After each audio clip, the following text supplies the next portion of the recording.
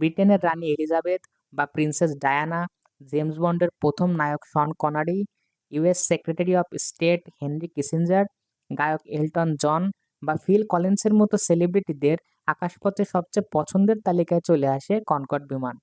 কিন্তু সবকিছুই বদলে যায় 2000 সালের 25 জুলাই।